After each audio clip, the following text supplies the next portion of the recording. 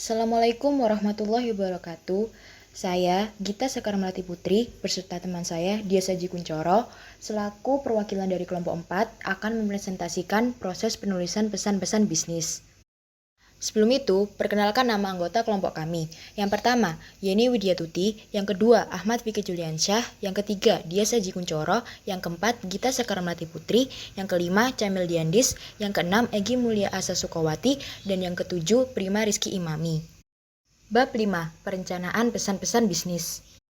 Pemahaman proses komposisi. Ada 3 tahapan. Yang pertama perencanaan, yaitu tahap yang merancang hal-hal dasar.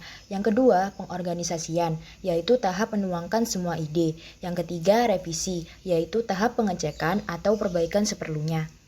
Penentuan tujuan. 1. Keputusan meneruskan pesan, yaitu apakah pesan tersebut berpengaruh besar atau tidak untuk disampaikan kepada audiens. Yang kedua, keputusan menanggapi audiens. Ketahui motif pertanyaan audiens dan pahami agar tidak terjadi kesalahpahaman. Yang ketiga, keputusan memuaskan isi pesan, yaitu membuat tujuan yang jelas agar memusatkan isi pesan. Dan yang keempat, keputusan menetapkan media yang akan digunakan, yaitu menentukan saluran atau media yang digunakan untuk menyampaikan pesan. Tujuan komunikasi bisnis. Yang pertama, memberi informasi, yaitu memberikan informasi seputar dunia bisnis kepada pihak lain. Yang kedua, melakukan persuasi, yaitu memberikan ajakan kepada seseorang dengan memberikan alasan dan prospek baik yang meyakinkan.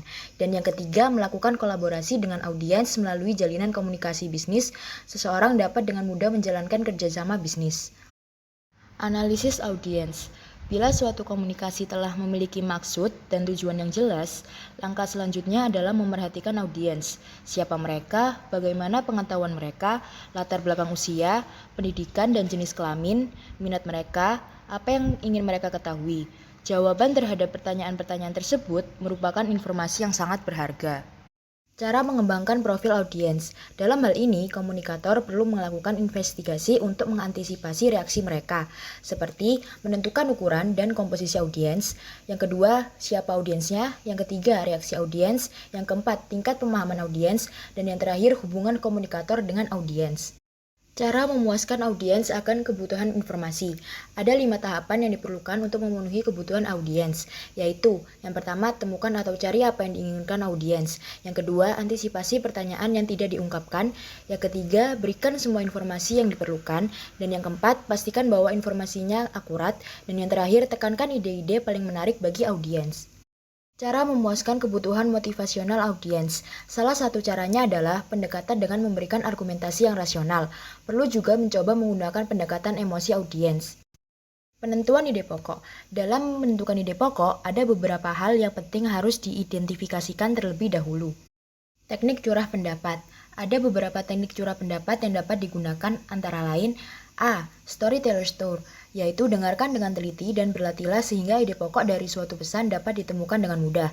B. Random list. Anda perlu menulis segala sesuatu yang ada dalam pikiran Anda di atas kertas kosong.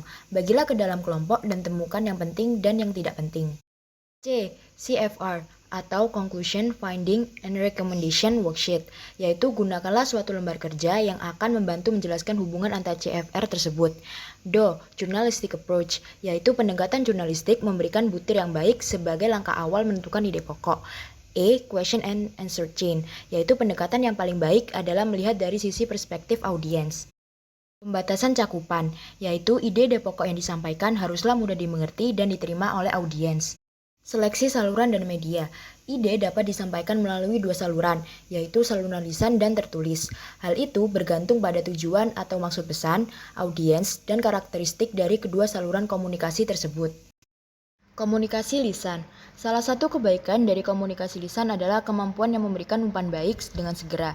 Saluran ini digunakan bila pesan yang disampaikan sederhana. Pendekatan lisan juga bermanfaat bila disajikan adalah informasi kontroversial, karena reaksi audiens dapat terbaca dari bahasa isyarat mereka sehingga komunikator dapat menyesuaikan pesan-pesan yang akan disampaikan. Komunikasi tertulis. Kelebihan komunikasi tertulis yaitu bahwa penulis mempunyai kesempatan untuk merencanakan dan mengendalikan pesan-pesan mereka. Dalam memilih saluran dan media berkomunikasi perlu dipertimbangkan tingkat kepentingannya, formalitas, kompleksitas, tingkat kerahasiaannya, emosional, dan biaya pengiriman serta harapan audiens. Perbedaan komunikasi lisan dan komunikasi tertulis. Komunikasi lisan, Anda menginginkan umpan balik segera dari audiens. Pesan Anda relatif sederhana dan mudah diterima. Anda tidak memerlukan catatan permanen. Anda dapat mengumpulkan audiens lebih mudah atau ekonomis. Anda menginginkan interaksi dalam memecahkan masalah. Apabila komunikasi tertulis itu sebaliknya, Anda tidak memerlukan umpan balik segera. Pesan Anda sangat rinci dan memerlukan perencanaan yang hati-hati. Anda memerlukan catatan permanen. Anda ingin mencapai audiens yang luas, dan Anda ingin meminimalisasi distorsi penyampaian pesan. Media komunikasi lisan dan komunikasi tertulis. Komunikasi lisan yaitu percakapan secara langsung, pidato, pertemuan-pertemuan, telepon dan surat suara, voice over internet protocols, audio tape dan video tape, telekonferensi dan konferensi video. Apabila komunikasi tertulis yaitu surat-surat, memo, laporan, proposal, email, surat reguler dan khusus, faksimil. Bab 6. Pengorganisasian pesan-pesan bisnis. Hal-hal yang menyebabkan pesan-pesan tak terorganisasi dengan baik. Tidak terorganisasinya komunikasi dengan baik dapat disebabkan oleh beberapa hal sebagai berikut. 1. Bertele-tele. 2. Memasukkan bahan-bahan yang tidak relevan. 3. Menyajikan ide-ide secara tidak logis. 4. Informasi penting kadangkala tidak tercakup di dalam pembahasan. Pentingnya pengorganisasian yang baik. Untuk dapat mengorganisasi pesan-pesan dengan baik, ada 4 hal yang perlu diperhatikan, yaitu 1. Subjek dan tujuan harus jelas. 2. Semua informasi harus berhubungan dengan subjek dan tujuan. 3. Ide harus dikelompokkan dan disajikan dengan cara yang logis. 4. Semua informasi yang penting harus tercakup. Beberapa manfaat dari suatu pesan apabila sudah tersusun dengan baik, yaitu 1. Membantu audiens memahami suatu pesan. 2. Membantu audiens menerima suatu pesan. 3. Menghemat waktu. 4. Mempermudah pekerjaan komunikator. Pengorganisasian pesan-pesan melalui outline dapat dilakukan melalui 2 tahapan, yaitu yang pertama, mendefinisikan dan mengelompokkan ide. Yang kedua, menetapkan urutan ide melalui perencanaan organisasional terpilih secara hati-hati. Mendefinisikan dan mengelompokkan ide-ide. Memutuskan apa yang harus dikatakan adalah masalah mendasar bagi setiap komunikator yang harus dipecahkan. Outline akan membantu memvisualisasikan hubungan antara bagian yang satu dengan bagian yang lainnya. Di susunan suatu outline secara garis besar dapat digolongkan ke dalam 3 golongan. A. Mulailah dengan ide pokok. B. Nyatakan poin-poin pendukung yang penting. C. Ilustrasi dengan bukti-bukti. Menentukan urutan dengan rencana organisasional. Untuk dapat menentukan urutannya, ada 2 pendekatan penting, yaitu A. Pendekatan langsung, sering disebut pendekatan eduktif. Ide pokok muncul paling awal, kemudian diikuti bukti pendukungnya. B. Pendekatan tidak langsung, sering disebut pendekatan induktif, di mana bukti muncul terlebih dahulu, kemudian diikuti dengan ide pokoknya.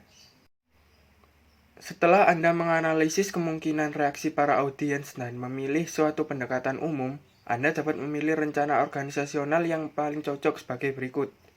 A. Direct request. B. Pesan-pesan rutin, good news atau goodwill. C. Pesan-pesan bad news. D. Pesan-pesan persuasif. Bab 7. Revisi pesan-pesan bisnis. Keterampilan merevisi. 1. Pesan-pesan bisnis tertulis. A. Mengedit isi pengorganisasian dan gaya penulisan. Untuk mengetahui suatu pesan-pesan bisnis secara menyeluruh, dokumen harus terlebih dahulu dibaca dengan cepat atau skimming. Pada saat melakukan evaluasi, ada beberapa hal yang perlu diperhatikan, antara lain, substansi suatu pesan, pengorganisasian pesan, dan gaya menulisnya. B. Mengedit mekanika atau teknik penulisan. Pengeditan dari sudut mekanika mencakup susunan kalimat yang digunakan. Apakah sudah sesuai dengan kaidah kebahasaan yang ada, sehingga mudah dipahami dengan baik. Penggunaan kapitalisasi secara tepat, dan lain-lain. C. Mengedit format dan layout. Langkah terakhir jika format dan layout penulisannya menarik, ditata rapi, bersih, tidak penuh coretan, dan kertas yang digunakan berkualitas baik, audiens Anda akan senang membacanya. 2. Pesan-pesan bisnis lisan. A. Substansi bisnis. Langkah pertama dan utama dalam melakukan pengeditan atau editing pesan-pesan bisnis adalah mengedit substansi pesan yang akan disampaikan pada audiens. B. Pengorganisasian pesan. Pengorganisasian pesan-pesan bisnis yang akan disampaikan secara lisan mencakup 3 pokok penting, yaitu pembuka, penyampaian substansi pesan, dan penutup. C. Gaya bahasa. Gaya bahasa yang digunakan dalam penyajian pesan-pesan bisnis secara lisan lebih menarik dan dinamis daripada yang berbentuk tertulis, karena cara penyampaiannya yang lebih santai, luwes, dan tidak monoton. Pemilihan kata yang tepat. Pemilihan kata adalah penggunaan kata-kata tertentu untuk mencurahkan ide atau pikiran ke dalam sebuah kalimat, agar pesan yang terkandung dalam kalimat yang disampaikan kepada orang lain dengan mudah dapat. Anda harus dapat memilih kata-kata dengan sebaik-baiknya. Berikut ini beberapa hal yang perlu diperhatikan agar komunikasi dapat dicapai. 1. Pilihlah kata-kata yang sudah familiar atau dikenal. 2. Pilihlah kata-kata yang singkat. 3. Hindari kata-kata yang berarti ganda. Membuat kalimat yang efektif. Kalimat efektif merupakan bentuk kalimat yang dengan sadar dan sengaja disusun untuk mencapai informasi yang tepat dan baik. Dalam menyusun suatu kalimat, perlu diperhatikan 3 hal, yaitu kesatuan pikiran, kesatuan susunan, dan kelogisan.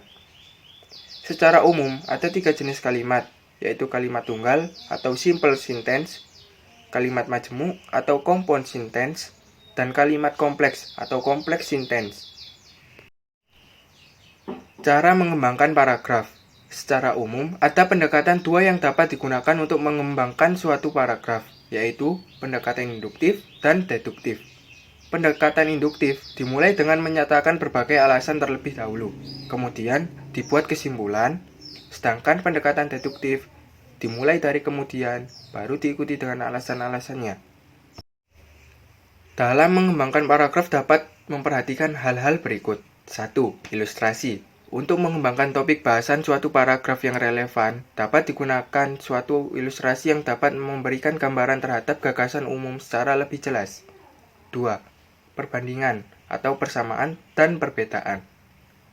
Anda dapat mengembangkan suatu paragraf dengan cara membandingkan persamaan dan perbedaan terhadap suatu pemikiran-pemikiran. 3. Pembahasan sebab akibat. Ketika mengembangkan suatu paragraf, Anda dapat memfokuskan perhatian pada alasan-alasan mengenai suatu hal yang dapat memberikan arah yang jelas terhadap suatu pokok bahasan tertentu. 4. Klasifikasi. Paragraf dapat dikembangkan dengan cara melakukan klasifikasi atau pengelompokan ide-ide umum ke dalam ide-ide yang lebih khusus, untuk menjadikan suatu topik bahasan yang lebih terarah. 5. Pembahasan masalah. Mengembangkan paragraf dengan menyajikan masalah dan menjelaskan cara memecahkan masalah, memberikan latihan analitis yang sangat diperlukan bagi pengambilan keputusan penting. Sekian dari kelompok kami, kurang lebihnya mohon dimaafkan. Terima kasih. Wassalamualaikum warahmatullahi wabarakatuh.